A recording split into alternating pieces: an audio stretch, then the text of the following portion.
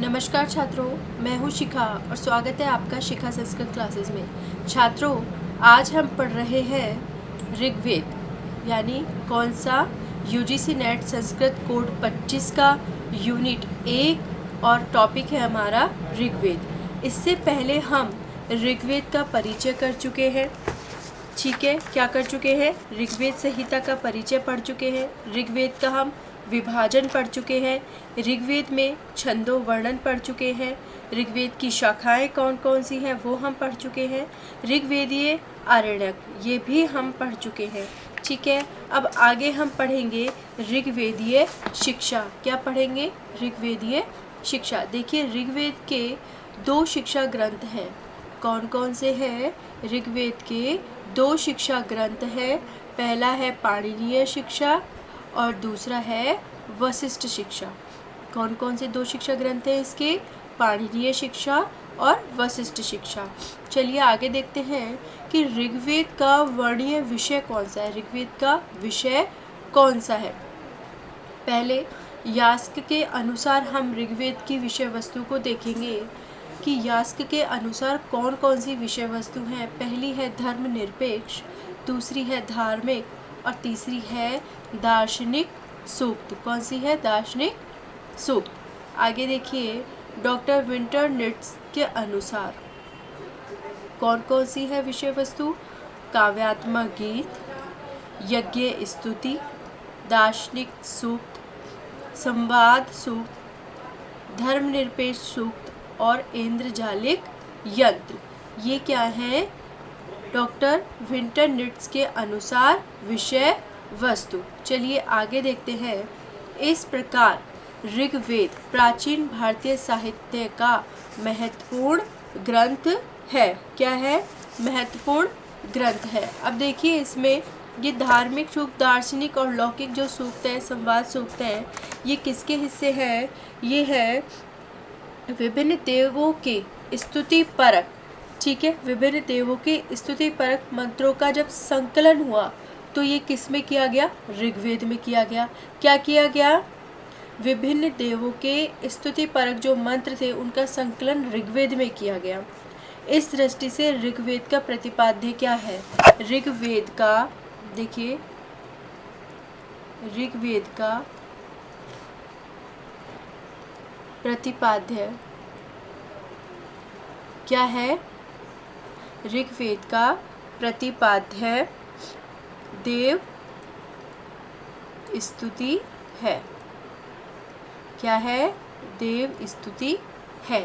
ठीक है, अब देखिए, ऋग्वेद के संपूर्ण विषय वस्तु को, जो ऋग्वेद की विषय वस्तु है, उसको अनेक विद्वानों ने कई कई रूपों में विभाजित किया है। किसी विद्वान ने अलग रूप में विभाजित किया है, किसी ने अलग रूप में विभाजित किया है। ठीक है, तो कुछ जो विद्वान हैं उन्होंने इसका जो विषय है ऋग्वेद के सूक्तों को 4 श्रेणियों में विभाजित किया है। ठीक है, इससे पहले अभी आपने देखा ऊपर 2, एक तो किसका देखा आपने?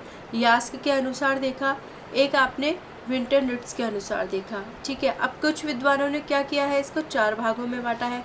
कौन कौन से हैं? धार्मिक सूक्त, दार्शनिक सूक्त, लौकिक सूक्त और संवाद सूक्त। अब आप इसमें देखिए, पहला हम पढ़ेंगे, इसमें पहला है हमारा धार्मिक सूक्त।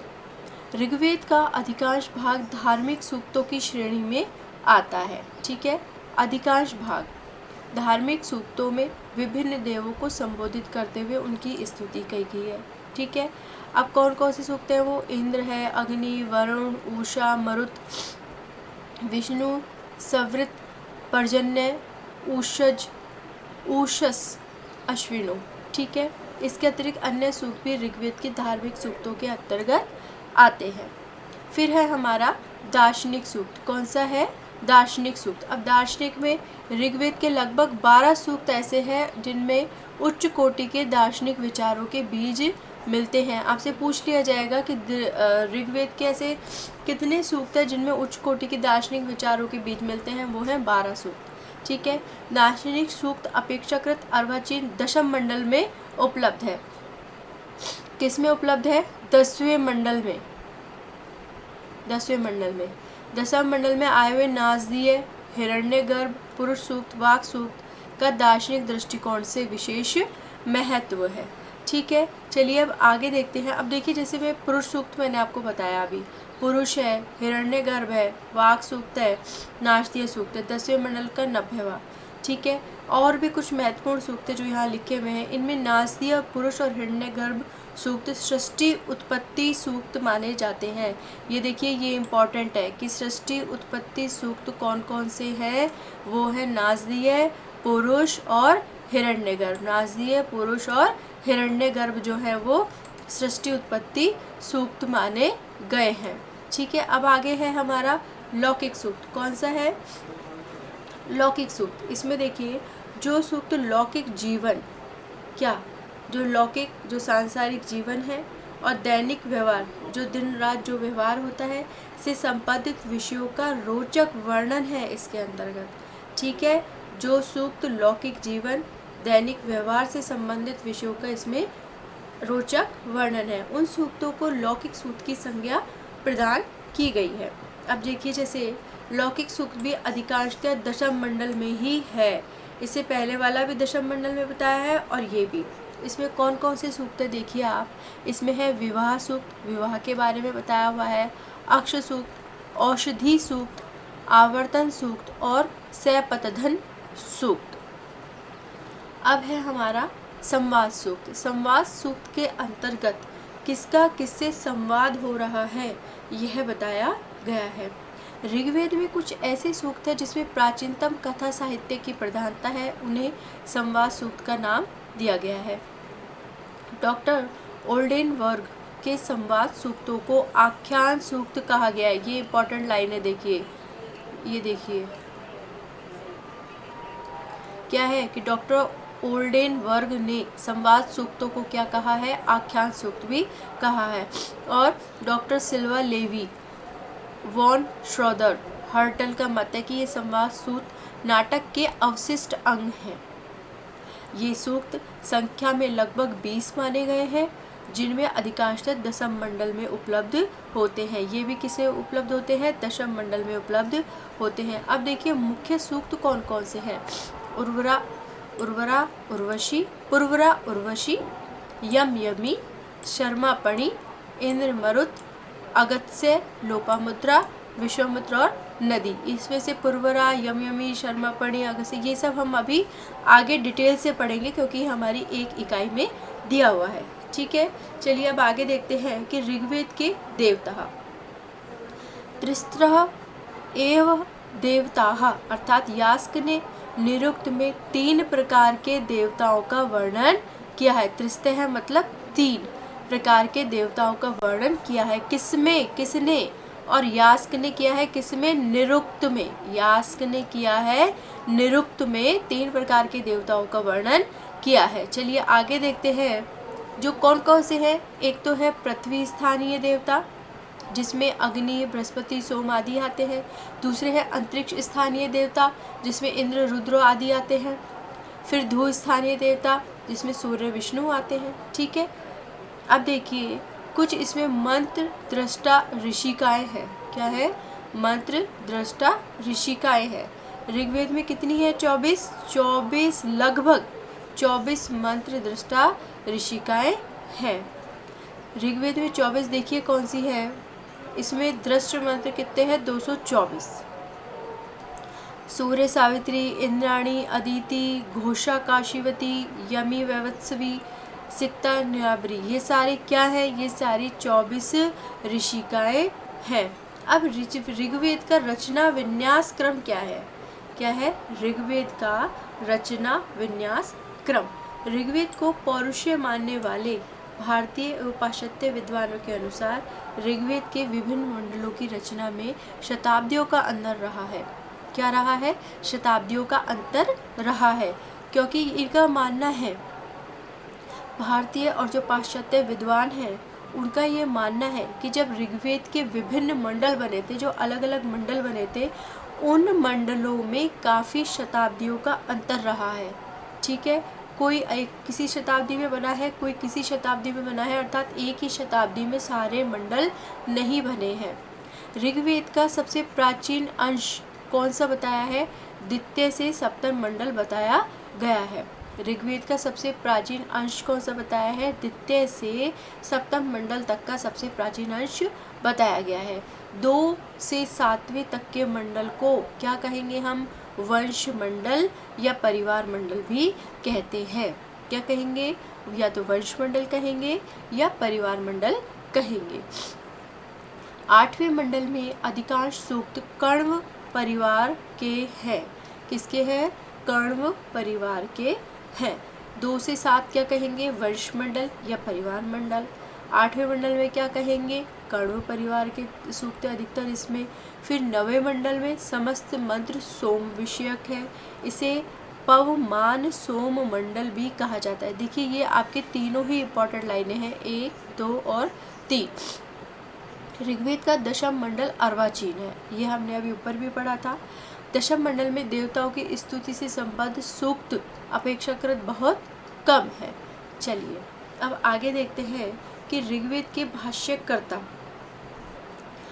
ऋग्वेद संहिता में के भाष्यकर्ताओं में स्कंद स्वामी, आनंद तीर्थ, वेंकट माधव, सायण आदि प्रमुख है। मेन जो है वो ये है। अब है स्कंद स्वामी। ठीक है, स्कंद स्वामी क्या कहते हैं कि ऋग्वेद का सबसे प्राचीन भाष्य स्कंद स्वामी का ही उपलब्ध है। सबसे प्राचीन भाष्य जो ऋग्वेद से संबंधित है वो स्कंद स्वामी का ही उपलब्ध है। ठीक है, स्कंद स्वामी ने इसे 600 से 625 के मध्य ऋग्वेद पर भाष्य लिखा।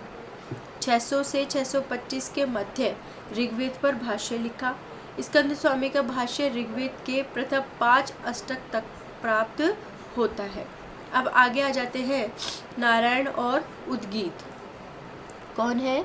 नारायण और उद्गीत। ऋग्वेद के मध्य भाग पर नारायण और अंतिम भाग पर उद्गीत ने भाष्य लिखा। देखिए ये भी पूछ लेंगे कि ऋग्वेद के मध्य भाग पर किसने भाष्य लिखा था? तो वो लिखा था नारायण ने। और ऋग्वेद के अंतिम भाग पर किसने लिखा था? वो उद्गीत ने लिखा था। उद्गीत ने अपने भाष्य में प्रत्येक अध्याय के अंत में अपना परिचय दिया है। क्या दिया है? अपना परिचय। अब है वेंकट माधव। इनका समय 1050 से 1150 ईस्वी के मध्य माना जाता है। इन्होंने प्रथम अध्याय के अंत में अपना परिचय दिया है। ठीक है, फिर है धानुष्क यज्वा। इन्हें त्रिवेदी भाष्यकार कहा जाता है। ये इंपॉर्टेंट लाइन है आपकी, इन्हें त्रिवेदी भाष्यकार कहा जाता है। ये वैष्णव आचार्य थे। इनका समय लगभग 1300 विक्रम पूर्व माना जाता है।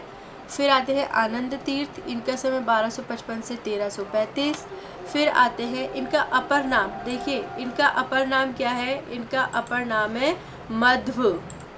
ठीक है, इनका अपर नाम क्या बताया गया है? इनका अपर नाम बताया गया है मध्व। आगे देखिए, इन्होंने ऋग्वेद के कुछ प्रमुख 40 सूक्तों पर पद्यात्मक भाष्य लिखा है। ठीक है, ये याद रखिएगा कि 40 सूक्तों पर पद्यात्मक भाष्य लिखा है।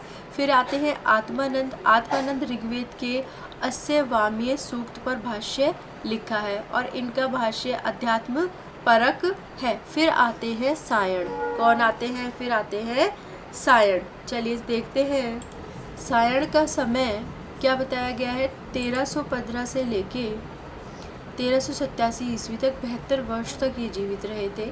वेदों में भाष्यकर्ताओं में आचार्य सायण का नाम विशेषणीय उल्लेख्य है। उन्होंने अपने बड़े भाई माधव के आदेश के अनुसार वेद भाष्य किया था। सायण ने अपने बड़े भाई के नाम पर भाष्य का नाम माधवीय वेदार्थ प्रकाश रखा।